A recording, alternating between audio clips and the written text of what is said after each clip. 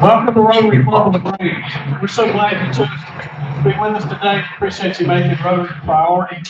Hope you've had a great 2024 so far. We've been real fortunate. I give all credit to you all. We've had a lot of momentum during the anniversary year. I just want to encourage everybody to keep it on. Let's continue to push the better attendance of the Rotary members. We have our district membership chairs today. We're looking forward to hearing from you in a minute. And then our program today comes from a friend of mine. He's been my friend for 37 years. So he's going to help us understand the complexity of the federal budget, give us solutions to fix it, and do it in such a way that Democrats and Republicans can agree. So in 20 minutes, that's the call. So we're going to start with our invocation and the Pledge of Allegiance. I'll ask John Harrell first to lead us in the pledge. The invocation. Pray with me. Father, in the waiting holiday, beginning of the new year, may we be oddly grateful for their cold days, for the draws near as we go. Past, let us appreciate the warmth of us, and in doing so, realize that the cold, raining on. There are others beneath it. We are grateful to for such realizations, opportunities are revealed, opportunities to help others, opportunities to play service above ourselves. Father, tell each of us, everything to find out where we need. Each of you use whatever gift you receive to serve others. Faithful service. Lord, thank you for the support of those who said it. Those who hear it. Thank you, John.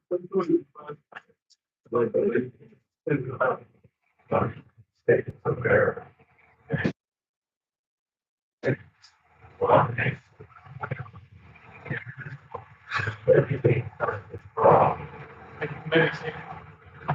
So we're fortunate to have a number of guests with us today. Ms. Kelsey to come up and introduce them.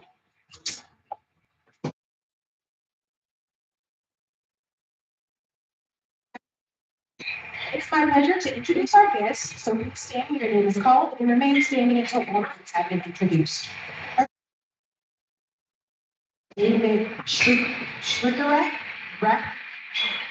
He is the district leadership chair. Next, I'll start the list of the guests, TripTree's guests. State Department, Ryan Peterson, John Torres with the Range College. Ryan Peterson is also the in charge. And lastly, we have Joan Caldwell. Next, Tom Duffy, Dean Mosley, guest of the Childs. Now, it's Penny Gordon. And lastly, we have Lexi, and guest of Darren and Lisa Knight. Welcome. Thank you, Ashley. All of our guests, we're so glad to have you with us. Please plan to come back. One of those, Joan Caldwell, is actually my mom, so glad to have you with us. Much like Megan last week, she is not here for me, she's here. And I mentioned Megan, so I've known Phil 37 years, my wife actually went to elementary school. So do the math, it's longer than 37. We do have some birthdays and anniversaries to share with you. I'm going to mention those, but first of all, Josh, I have a birthday coming up. Or actually, it was a couple days ago, Monday, I'm sorry. It was January 22nd. Dr. Bob Coble, January 24th. We certainly miss Dr. Bob. He's a great community citizen. Speaking of great community citizens, Mayor Edmondson, his birthday is January 24th today. April Ross is on the 26th. Happy birthday. And Mike Wilson is also on the 26th. So happy birthday with all of our members. Club member anniversaries, Brent Jeffs, been with us for a year. We hope to stretch that out many years. Glad to have you. And then Shannon Gavin Johnson has been with us for 7 years. It's really proud of Shannon. No wedding anniversary. We've got a streak of no wedding anniversaries. It's not a great time to get married. Do have some announcements to make, and we have a special guest with us, Dave Strecker, who is our club membership, our district membership chair. I'm going to ask you to come up and make a few minutes worth of announcement. Now he has a mouthful of food. Let's call him up and make some time.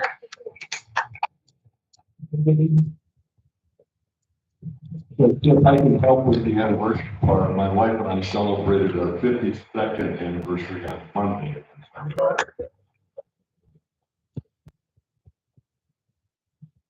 Well, I've got a hard last name, Stachwickerath. It's a good old German name in the Midwest. The Club of North Cobb, our members live and or work in this club. About 10 members, smaller than you all, but we've got a great combination of men and women.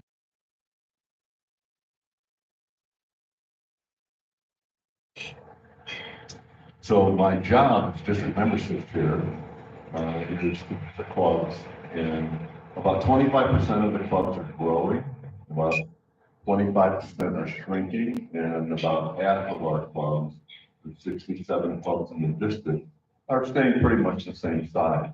So I'm here today to understand why the Rotary Club of Lorraine is having such a great year. My 10 members, 109 and 119. But I always find out, understand the club grow, it's got great leadership.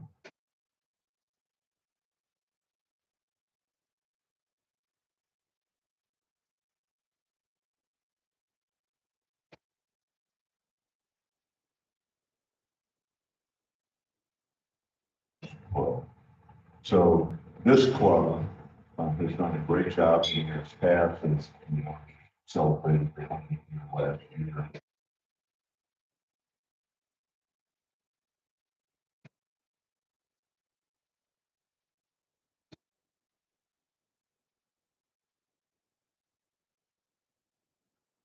Longtime members, I don't know what, but I'm just here to spend an hour or so with y'all, learn what I can, and glad what we've done in the past.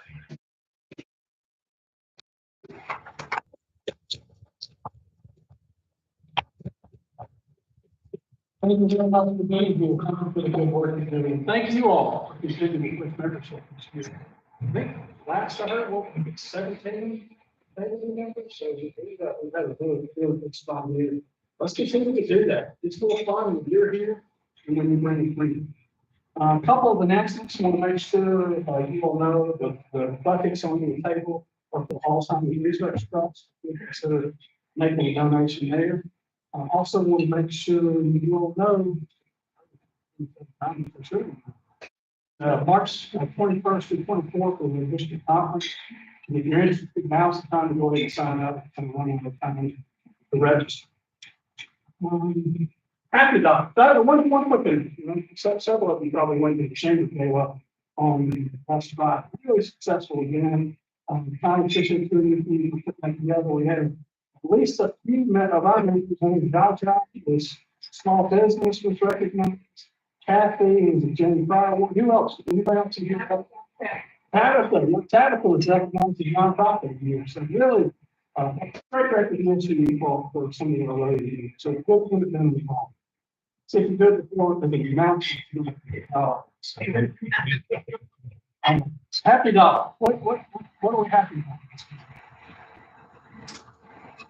about? Baby Martin. Fortunately, I'm going to talk about COVID very actually, Martin. Martin, be downtown Saturday about 7 o'clock.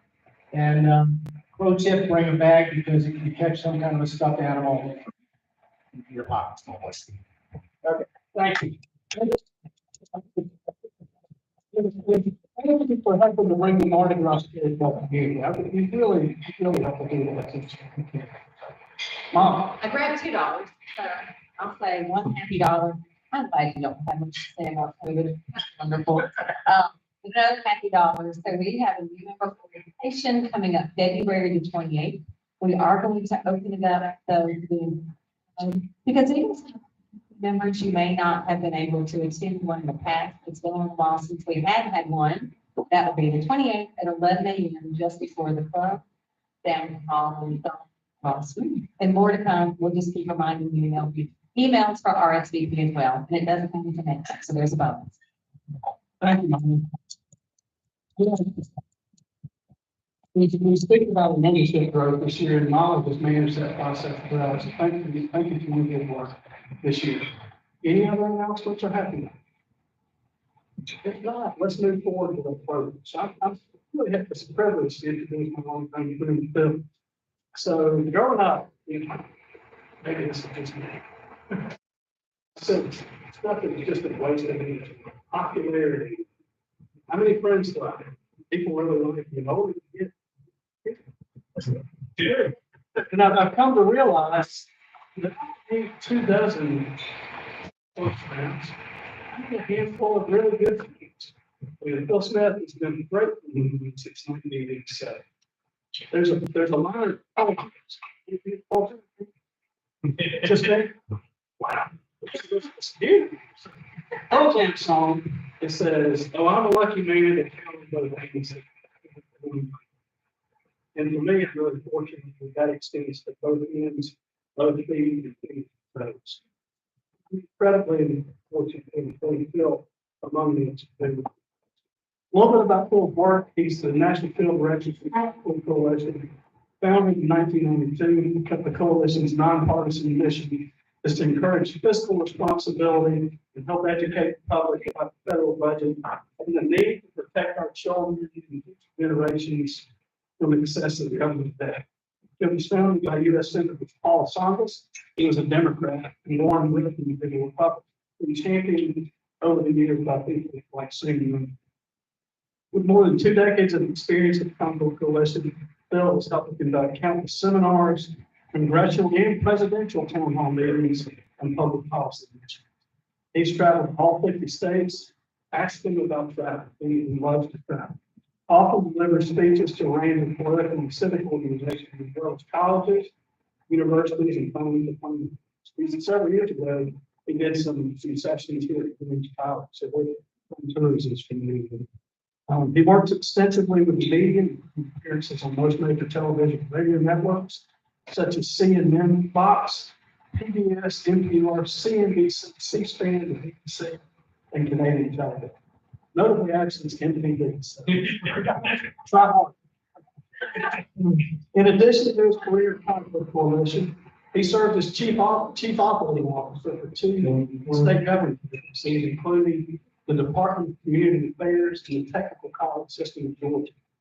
He also served on the Washington staff of the late U.S. Representative Doug Denard, and served as a staff member in support of several state representatives and senators in Atlanta.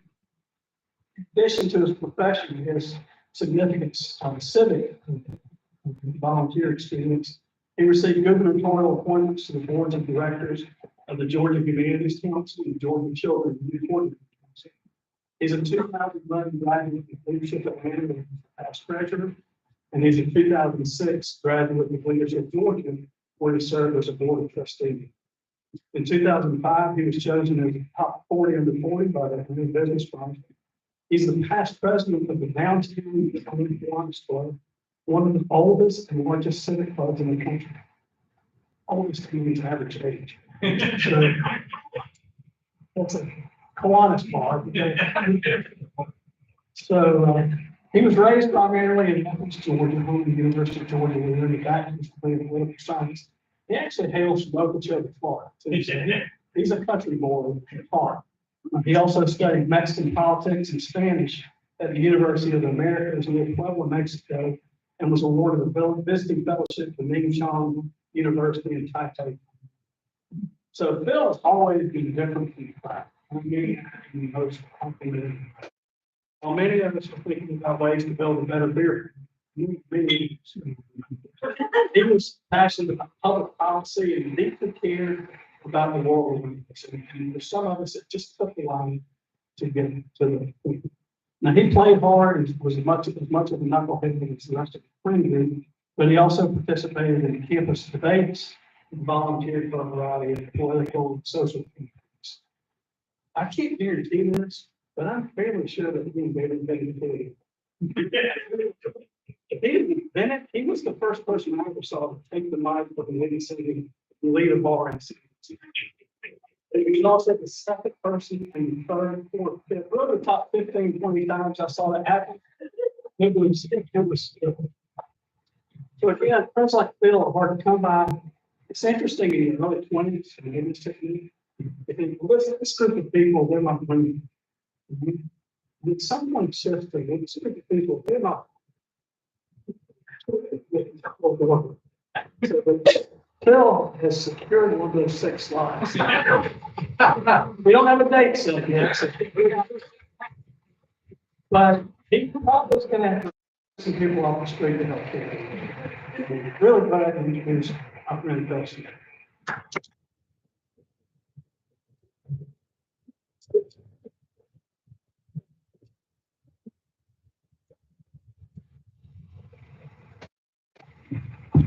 Wow, that has a set of record for an introduction. And I hope I'm not going to be your pallbearer. I hope that's a long way off. But the more you went on like that, the closer that date was coming.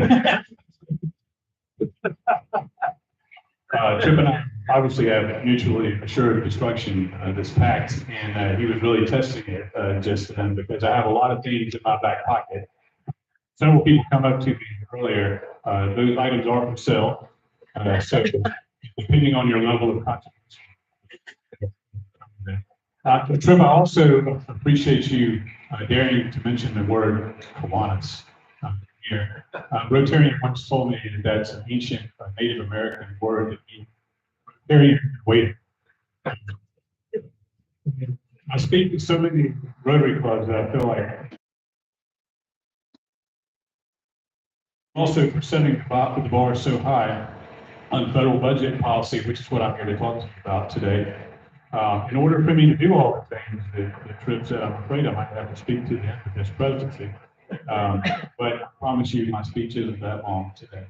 I'd be remiss if I didn't recognize a couple of people in the room that are also friends. Besides Tripp, there's Mom and Joan, who obviously I know you stop. Such a special. Joan, you're so much fun to sit next to. Thank you for being here today. I know that you were so proud of both Tripp and Michael. And a speaker coming up in May, that Tripp's brother Michael is going to come speak to them. I hope to return for that because that's going to be an absolutely incredible speech.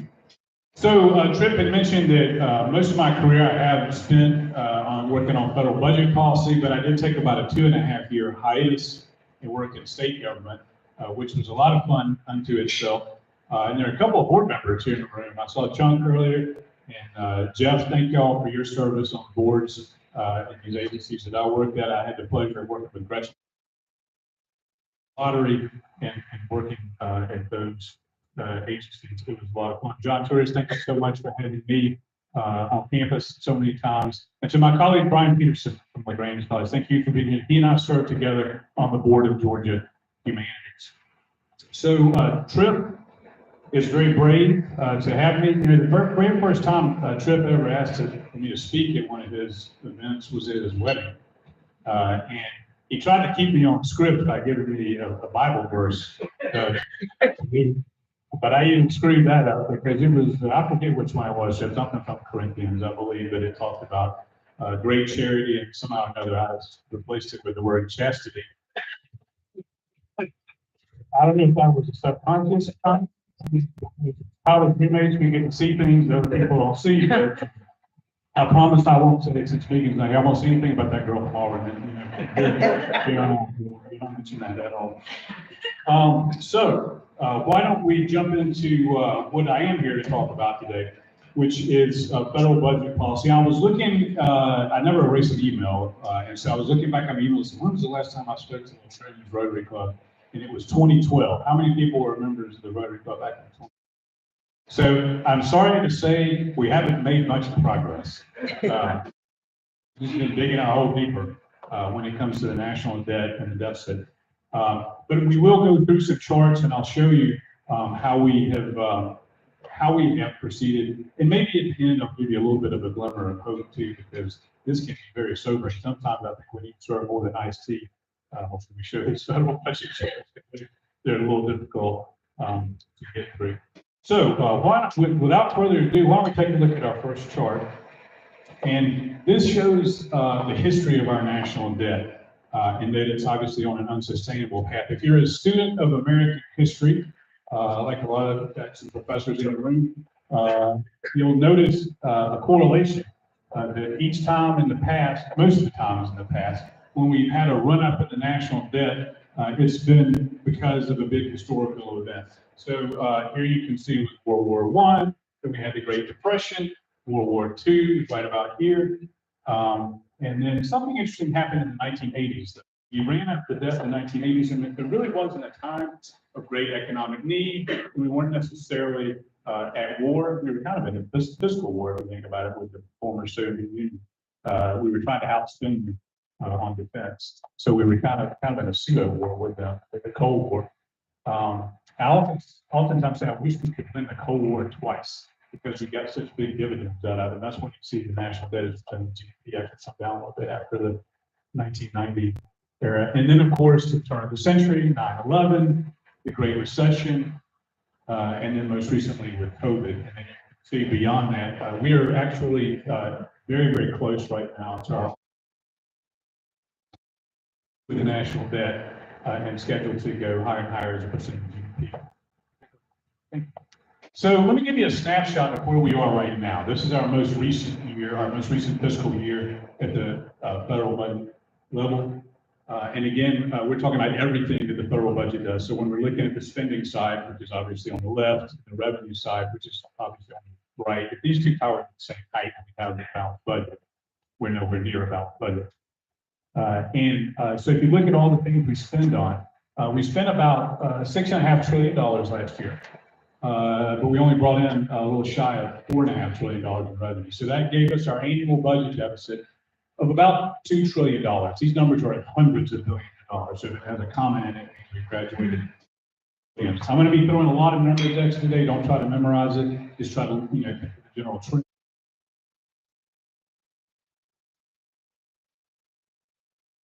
Also, these are on our website, concorcoalition.org. But each one of these areas, we could do an entire Rotary Club presentation on every single one of these areas within the budget. But I obviously won't do that today. But you can see Social Security, we spent about $1.3 trillion on major healthcare programs, about $1.5 trillion. Other mandatory, about $1.1 trillion. Defense spending, we spent $805 billion. Discretionary spending, or defense spending is actually considered discretionary. The rest is called non-defense. Discretionary, That we spent $917 billion on. But the thing that I really do want you to remember is that top category up there. And that is what we paid simply servicing our national debt, which stands at $34 trillion. And because interest rates are going back up, and honestly, talk about mine and Tripp's lifespan, by the way, he's much older than me. But during this time period, if we read Scott Flash, but the questions. But during our lifetime, basically, you have to be older than Tripp or I to have experienced the type of inflation that we've been experiencing right in our adulthood. We were kids the last time we saw interest rates, inflation at this level. And obviously, it had a massive impact on our federal budget. Because if I would have been speaking to the LaGrange Rotary Club as recently as 2019, which was kind of the last budget, COVID, I would have told you they were only going to spend like $300-something billion a year on interest. This past year, we spent $659 billion simply paying interest. So when you ask for bipartisan solutions, and that's more than just Kiwanis and Rotary bipartisanship, it's Democrat and Republican bipartisanship. When you ask for solutions, this is an area I think that a lot of us can agree on, from the left to the right to the middle. Maybe that $659 billion could be spent on something else, right? It could be used for tax cuts. It could be used for a stronger defense. It could be used for stronger safety. I mean, whatever it is you want from your federal budget, there's $659 billion tied up simply servicing that. And it's going to be the fastest growing part of the federal budget over the next few years. If you look on the revenue side, most of our revenue came from individual income taxes, over $2 trillion. About $1.6 trillion came from the payroll tax. In my very first job down in Okeechobee, Florida, I was a bag boy at a grocery store, and I never will forget my first paycheck.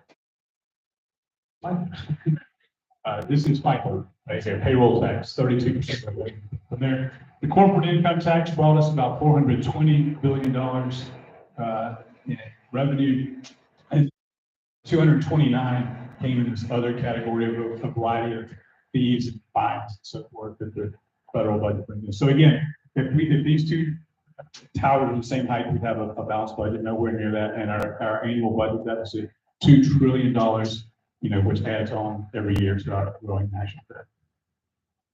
Our fiscal challenges do not end with COVID. On this chart, you can see that last normal year I was talking about. That was our annual budget deficit. Our deficit skyrocketed during COVID. And then last year, we started really experiencing the waning budgetary effects of COVID-19. Happened as we go into 2030, but it used to seem like 2030 was so far off, and they are so close now. So it is mind-boggling that we're only away from the 2030s. And as we get into the 2030s and then eventually into the 2040s, we start having emergency level deficits, but without the emergency. And this is why this is unsustainable. This, Brian Peterson, is probably a chart that maybe only economists would love, but I'll walk you through it here for just a second. This is the gap between our federal spending and revenue that's widening over time. So if you look at our revenues and our outlays, most of the time in modern history, going back to 1970, we have run budget deficits. Some were more reasonable in size, and some. There was a brief period, by the way, in the late 1990s where we actually flipped it and we brought in more than we spent. And then you can see the huge yawning effect there, getting back down right now, but we're again scheduled to have a pretty big difference. Automatic expenditures are something I want to talk to you a little bit about. There are two types of spending in the federal budget. And automatic expenditure is something also called mandatory spending. And then we have discretionary spending. That's the other part. So the mandatory spending is represented in this pie chart by the blue parts. Mandatory spending, things like Social Security, Medicare, interest, some of that. These are things that the Congress doesn't vote on all the time, right? As opposed to discretionary spending, which is something we think about Congress voting on all the time, like science-based transportation infrastructure. So if you go back to 1973, as recently as 1973, more than half of our budget was discretionary. Squeezed out by mandatory. Discretionary last year was down to 27%, and by the mid part of the century, it's going to be down to 18%. So this is another part of the trend that I want you to remember. Mandatory spending, this is a chart filled with it here, Social Security, Medicare, net interest, Medicaid, federal civilian and military retirement, veteran programs, all these food stamps, child nutrition, all these things are considered mandatory spending. Defense discretionary spending as a share of GDP, over the past, it's been a little bit of a roller coaster ride. This chart goes back to 1973. Our historical average from 1973 up until 2022 was about 4.3% of GDP. And the projected average will be about 3% in the coming years. So we always want the Pentagon to be fiscally responsible. We don't want any blank checks, $400 to us each and $800 hammers. We don't want any of that kind of stuff. But as a whole, defense spending is actually not scheduled to be as high as it has been.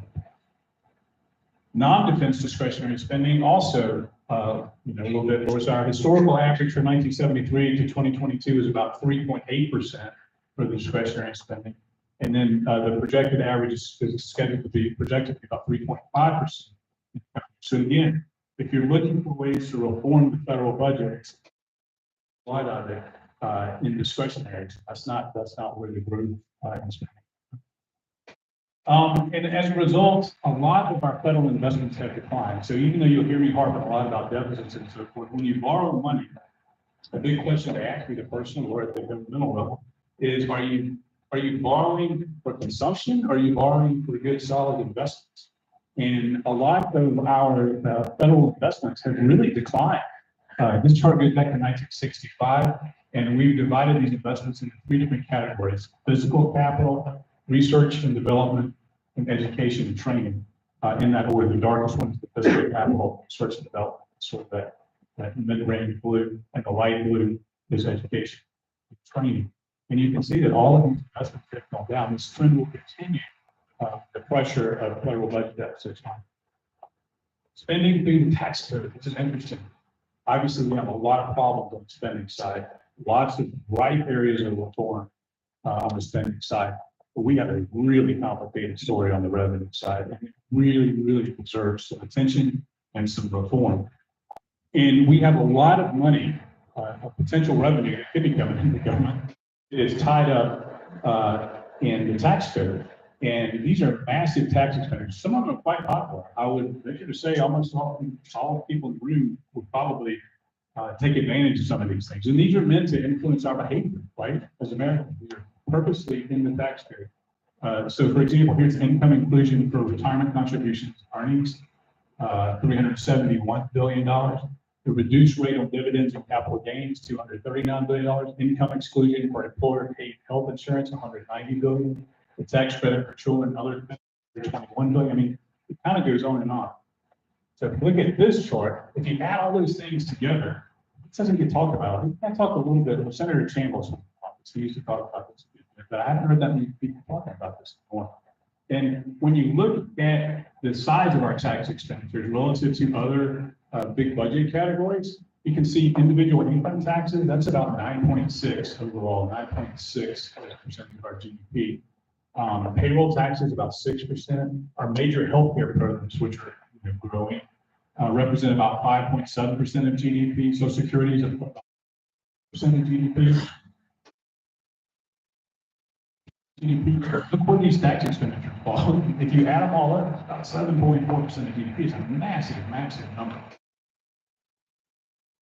The thing that makes revenue difficult too is that when we show you the official projections from the nonpartisan Congressional Budget Office, our revenue estimates are probably a little rosier than they're actually going to be, right? Because the tax cuts that we passed back in 2017 are scheduled to expire next year.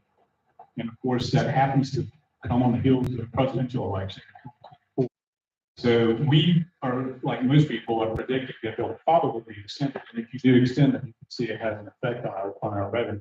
So if the tax cuts were allowed to expire, the average net revenue for 2023 over the next 10 years would be about 18.1% of GDP.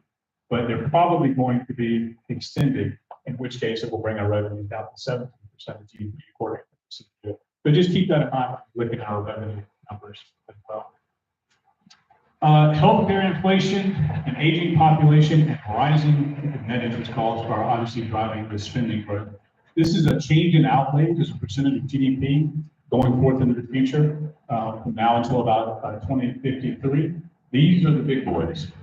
So a lot of times people say, why in the world are y'all always talking about major healthcare programs and social security interest? Well, those are the three things. If you're not actually talking about these three things, you're not talking about the big drivers, because if you look at the other things, other mandatory spending, other discretionary spending, that's actually predicted to shrink if we leave everything on autopilot. Aging and excess cost growth drives spending in major healthcare programs. These are outlays for major healthcare programs as a percent of GDP. This is in 2023 at 6.5%, and look what's projected to happen in 2053. Growth at 3%, and the aging of our population, which is something I'm going to dive into a little deeper right now. It's not all bad news. It's a first-class problem, right? We're going to live longer and aging and so forth. But about it physically, you've got to be responsible about it. So Social Security, obviously, it's been a greatly successful program. When it was first invented back in the 1930s, the most likely demographic group to live in poverty were senior citizens. It's been so successful that now senior citizens are the least likely group to live in poverty. So that's a good thing. Unfortunately, there always has to be that moniker of which group is the most likely group to live in poverty, and unfortunately today is children. And so when you look at Social Security, and you go back in time, and you look at the promised benefits compared to revenue, there was a time when we were paying more in the Social Security than we were paying out. That is now flipped, and for the foreseeable future, we promised so much in Social Security, much going forward, that we have a problem on our hands. And so, for example, if we were to do nothing with Social Security and just let it run its course, the trustees of the system tell us that actually the date that Tripp and I are eligible for early retirement, that's the date. It just becomes personal now. That's the date that Social Security will be unable to pay its full bill, right? So if nothing gets done, if they don't do anything on the benefit side or the revenue side of Social Security, starting in 2034, according to the trustees, everybody will just get 23% approximately locked off of their Social Security check. I mean, for high-income retirees, that's obviously disappointing, but for low-income retirees, that, month to month, that's a really big thing. That's exactly where it is. So when a politician said, we're not going to touch Social Security, remember what that means. We signed on to the Do Nothing plan, which means that we're going to have a 23% cut in the year 2034 if we don't do anything. So this is my favorite chart. That says something like we have a lot of charts. So this chart, if I could ask you to take home a chart with you, because I think no matter what line of work you're in, or if you're planning for your family's future, you've got a small business, big business, you're on the board of a corporation, you're a nonprofit, and Lord knows if you're in charge of the government, you better be paying attention to this chart. So what this shows is that our population is aging. Our senior citizens are the fastest growing age group. So when you look out over the next few decades, from now until about 2053, let's see what's happening with our population. So age 24 and younger, we're going to grow, but not by very much, by about 0.7%. Age 25 to 54, we're going to grow, but about 6.7% in that category. Age 55 to 64, we're going to grow about 6.4%. But look at what is happening to our age 65 and older. A whopping 46.2% of our population. And how do we know these projections are accurate? Because people who will be 65 in the year 2050 already been born. We can count them. And so unless we have some major catastrophic event that wipes out a huge chunk of our population, these demographics are our destiny. Economic projections sometimes can be on math. We try to make them as solid as we can. I love the people at CBO and other places that do this, but demographics, these are solid projections. This is our future we're looking at right here. So when you look at that chart, I ask you, what are you going to do? What am I going to do? What are we going to do about this chart, particularly as it relates to the federal budget? What are we going to do about it? Put this in simpler terms. Most of us have been to our neighboring state of Florida. We know there's a lot of senior citizens down in Florida, right? In fact, I think it's actually the state with the second highest percentage of senior citizens. Anybody want to go first? Maine, believe it or not. Where Georgia falls in, 47. We are a very young state by comparison. So we're kind of anesthetized to this somehow, unless you come to Kiwanis Club, like. So, but if you go to Florida, you will see the future of America. What are we? We're becoming a nation of Floridians. And so again, it's a high class problem, but we got to figure out how to pay for it. The U.S. economy can grow only as fast as it can produce output. So this is an annual percentage change in real GDP going back from 1943 to where we are today in 2023. I think there might be a cycle here. And so our annual percentage change in GDP represented on this chart goes to show where we've been and where we're going. These projections don't go out very far, but basically to give you a clue, we have these lukewarm growth projections coming a couple of decades. And our domestic output is constrained by two key labor market variables. This is our average annual growth and our potential GDP growth from to 2022, so the past. And then over here, the future 2023 to 2053, our potential labor force productivity shrinks from 1.6 to 1.3, and our potential labor force size shrinks from 0.8 to 0.3. It really gets down to this.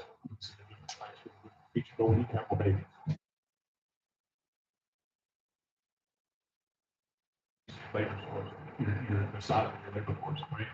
You can either have more babies, and that takes a while. Or you can do something with immigration. And our politics seem to be fairly frozen on immigration right now. Although every once in a while you'll hear something up there, even recently, that maybe they'll make some movements on some of these immigration. It's one of those issues where if you listen to Americans across the country, American people are a lot closer on immigration issues, I think, than our politicians are. Very, very divided in Washington. Common sense solutions to our immigration policy. And part of it has to do with these demographics too, to figure out a way. By 2042, the deaths in the U.S. will actually exceed our births. And our population at that point, in the year 2042, will be more than stolen by immigration. Immigration is an important issue. So I'll leave you with a couple of final slides. During the first part of my career, talking about the national debt and deficit was kind of sexy. It's somehow or another it lost its appeal, but it's coming back. Part of the reason is the interest rates, inflation. People are starting to feel that we have been emphasized earlier. But the reason the national debt matters is, first of all, rising debt reduces the fiscal space needed to respond to the next crisis. So it's an emergency level thing, right? And that next crisis could be, obviously, because we know we're going to have hurricanes, right? We don't know exactly where and when, but we know we're going to have. We will have natural disasters. There will be another recession that we'll see on that chart at some point in the future. And I hope we don't have another pandemic again. And this rising debt reduces our fiscal space needed to respond to this. Next, our fiscal security is really closely linked to our national security. And that's the reason that Tripp mentioned that Senator Sam Nunn, he was actually our national co chair for 40 years. He'd like to remember that was the 40 years we happen to have a bunch. But, if you remember Senator Nunn, what was his number one issue? National defense, right? And if you talk to military leaders like Tripp's brother, generals, admirals, when they do their threat assessments, my charts are part of their threat assessment. I mean, that's how serious this issue is and how closely related it is to national security. We've run up so much debt that our net interest costs will eventually exceed the cost of some of our major programs like Social Security at some point. Changes are implemented. Net interest costs, again, the fastest growing categories for the federal government. And if we don't cut spending, the only way to repay our debt will be through higher taxes. We had a Democratic co-founder, and a Republican co-founder, and our Republican co-founder, Warren Logan, used to talk about tax cuts. He was a fan of tax cuts, but he also used to say, if you don't have corresponding spending cuts, it's not a real tax cut. It's a postponement of taxes with interest, which is more expensive, right? So that's why we have to look at both sides. Politicians have strong incentives to leave the debt problem for future generations. It's really an unjust legacy to leave to our children and grandchildren. And that is one way that I've found these talks, like how do you get people's attention on this? And I know that people love their children, but really love their grandchildren. So if you can make an argument about their grandchildren, yeah, and what's happening in the future and how, because we're not willing to have a schizophrenic approach where we want all the spending, but we also want low taxes, we're not willing to pay for the size of government that we would reach here as a nation. So we push that bill off to future generations. There's a generational issue. And then I promised you a little bit of hope. There are key points of agreement. So we have traveled around the country. We give seminars like this. One of my favorite things that we do is we take experts out of Washington and bring them to cities around the country. It's really good for them to get outside of Washington. It's really good for everyday Americans to interact with these experts. And what we have found, working with people from the left and the right, economists and policy experts from the left and right, we broadly agree on these things. First, current fiscal policy is unsustainable. Next, there are no easy solutions. So, trust me, if any of these easy solutions existed, we would have done this for a long time. The easy solution, a lot of times we hear about cutting waste, fraud, and abuse. Obviously, we need to cut fraud and waste. We were talking about the federal budget here. There's lots of waste, fraud, and abuse. So we need to ferret it out. But even in the federal budget, there's not enough of it because our problems are so big to just look at that. So we can solve our problems like this doing that. Eliminating foreign aid, that's probably the biggest one I get all the time. I've got 4 foreign aid. How this happened? But somehow, all across America, there's a huge chunk of Americans that believe that we spend like a quarter of our federal budget on foreign aid. We spend about 1% of our budget on foreign aid. So again, whether you're for it or against it, you're not going to get very far by just talking about such a small part of it.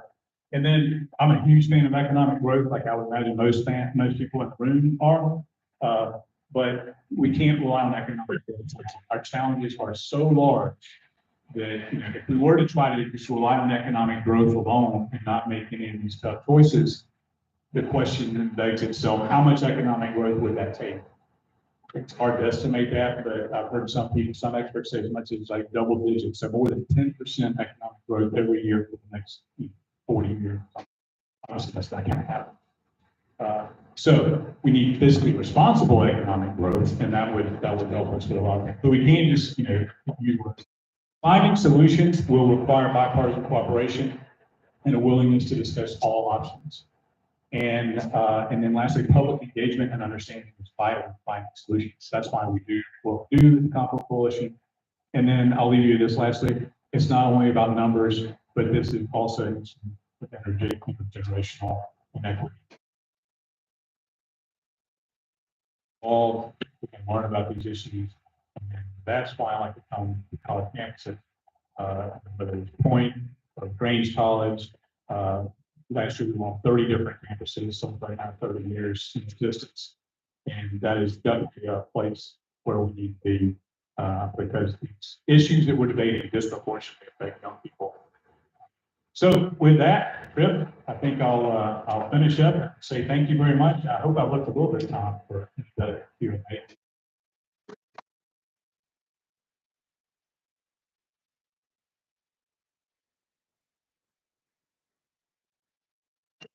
Questions? So that maybe one or two. Sarah, So I see all the older, all the kids are all young to be ready. And many of them probably. And I don't see those. But what's more expensive than that is the attitude that we need to speak and pray for that. You are making money to that. And I'm not. That part of the children, the financial awareness. I know my granddaughter's transition to 65. They really want to help it. And I see that over and over. There is thinking about what it is. Everybody uses it, but we are making money and you can pay with that. Absolutely. In fact, I jokingly say I really appreciate my college roommate for having all those kids because we need more like taxpayers. And to your point about financial literacy and education, I absolutely believe that's vital. One of the things that we do at the Concord Coalition that I've worked with John Torres here at LaGrange College is we have a budget exercise. This is an exercise where people role play students, but we can do it with anybody. I do it with members of Congress. They ask us to do their town hall meetings for them. And we run this budget exercise, and there's nothing better than getting your hands dirty and actually going through an experiential event like this, because the takeaway, the stickiness factor, if you will, is so much greater when you go through something like this. So when we're on these college campuses, we do this at the high school level too. They come in, they role play as if they were a member of Congress, and they assemble a 10-year federal budget. By doing so, they automatically learn all of this stuff without having a talking head like me come in and give them a bunch of charts. And the cool thing is, they actually wind up doing what no modern president or no modern Congress has been able to do, which is to have a plan. That part drives me nuts sometimes. Every organization I've ever been with, whether it was TCSG or DCA or my Kiwanis Club, we had a strategic plan. Like the only organization I've ever been associated with that didn't have a strategic plan was the United States government. So when these students sit down and do this budget exercise, they come up with a plan. And I love going back to Washington and showing them that it can be done in their constituents, the party country. They'd like to see that work. So thank you for your questions. Well, I Hey, Jeff. immigration situation, coming through the border, going across the back and everybody says that 70 state is it offset one of your favorite charts on tax payment. It is a very complicated math, and it is on all three levels, at the federal level, the state level. There's weird things in it. So obviously there's all sorts of negative costs associated with it, but there's so many positive opportunities too.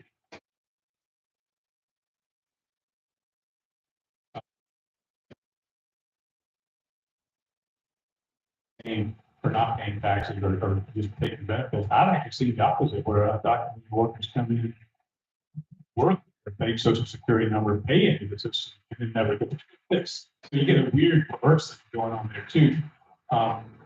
Overall, our current immigration system is obviously an absolute mess. And there's so many ways that it's ripe for reform. It's kind of like a tax code in that way. There are so many ways we could do this better. They could improve arts and give us hope in the future.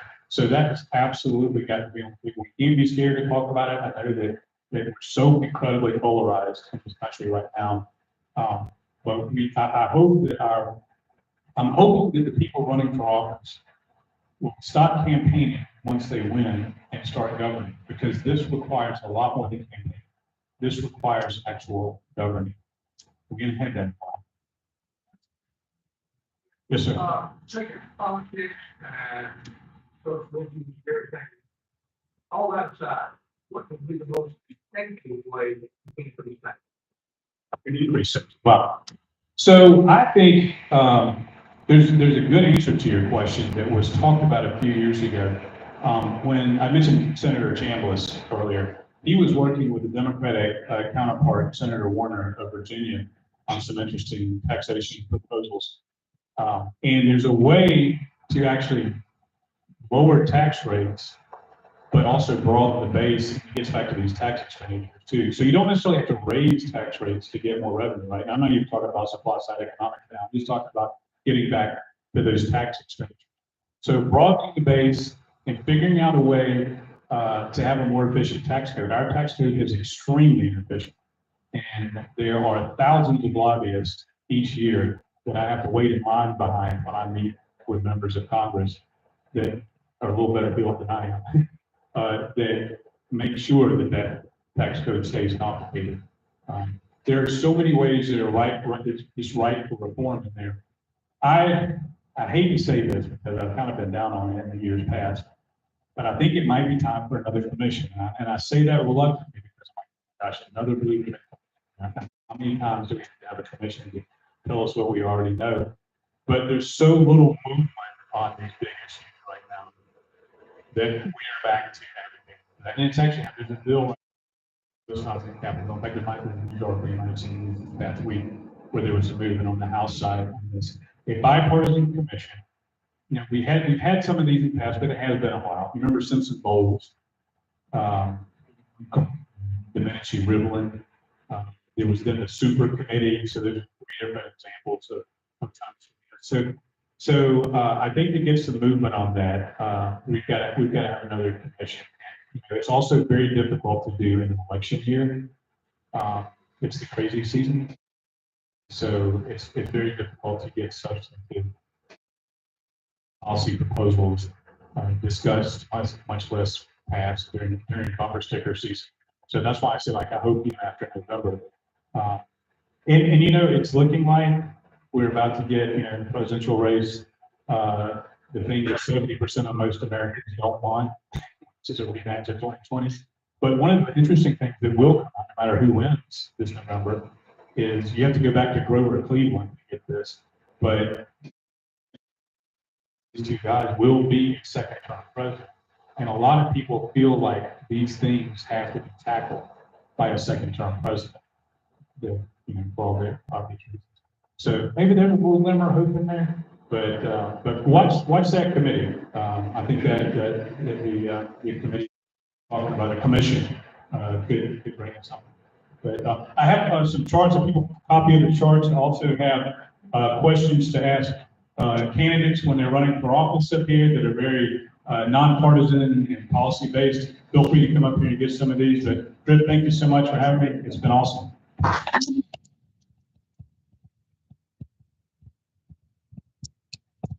I really appreciate the life's work and the preparation on behalf of the children and the grandchildren.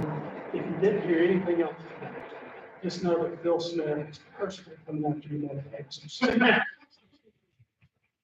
and national defense, you know, defense of the others. So, thank you. That was really, really informative. So, we're going to make a donation to Polio Plus today. It's probably after to arrange the polio internationally. So, again, thank you for being here. Have some good programs coming up in the weeks ahead. Next week is Jenny Cruz Sanders from the State Mechanical Department. She's fantastic. We definitely want to hear from her. Dr. Angel Cabrera on February 7th at Georgia Tech. And definitely want to be good crowd to that. February 14th, we will be here. We'll be at the custody center. So make sure you let Kelsey know next week if you plan to come to the custody. And then finally, the long running program we have, Star Student Teaching Program, is going to be important. Thank you all for your time. We're